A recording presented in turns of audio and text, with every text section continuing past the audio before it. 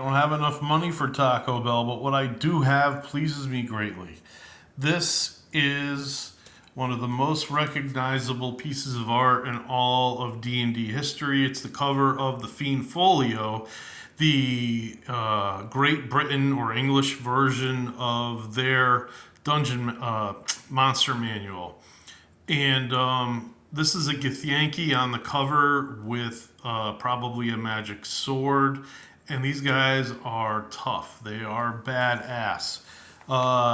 However, I would like to state that a lot of the creatures in the Fiend Folio are not that tough, and that I found years later that you have to really push up some of their hit points or hit dice to make them credible as the game went on and players got even more and more powerful, such as specialization and maybe some of the other weapons and newer things that came out to kill the monsters. Let's take a look inside. So while not my best copy of this book, it's still very nice. There are some rules in back for monsters going after or following the party.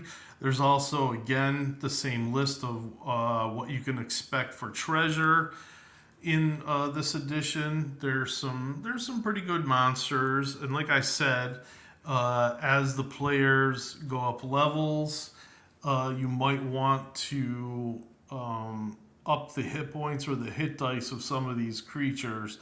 And in doing so, you might also want to add a certain percentage of treasure to what these things might have. Some of them shouldn't be touched, maybe like that giant troll. But some of these creatures are a little weak.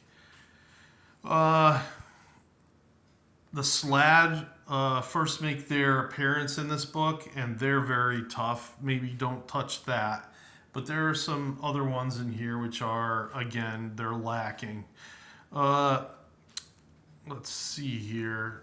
There's one thing that I like to use is the Ogrillion.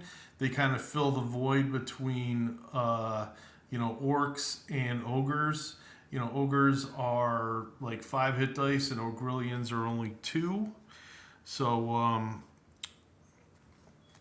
here's let's see, I think it's just called a Nika Demon. And this demon has a magic, what is it? They have a magic resistance that is different from any other type of creature in the game.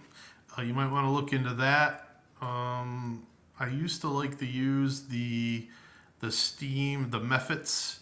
They're pretty good. But there's, when you get toward the front of the book, with the exception of the Grell maybe, and the Githyanki and some of the giants, they're just not really that tough. The Ettercaps are okay. You have to decide on where the webbing comes out of their body, which has always annoyed me. I just usually have them turn around and it kind of comes out of their behind. I use some of these monsters, the dragons, when we were doing Oriental Adventures.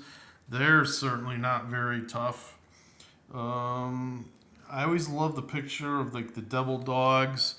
And then there was like a 2-headed dog. I forget the name of it.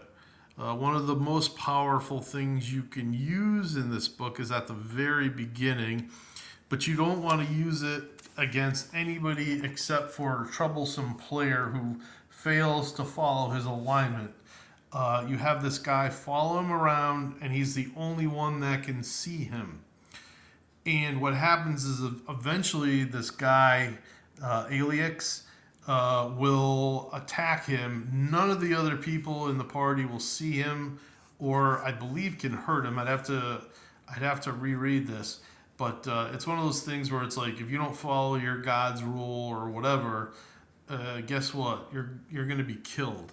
So it's only something used maybe for lawful or really characters that have disobeyed or broken some sort of an oath that they took. Um, of course, this creature is a common thing in the 5th edition, the Arakakra. Uh, so the book, it's good. It's good. It's it's showing its age there a little bit. Some of the creatures need a little bit of help, but if you're a good DM, you can figure it out. Um, that's all I got to say about that. Have a good evening.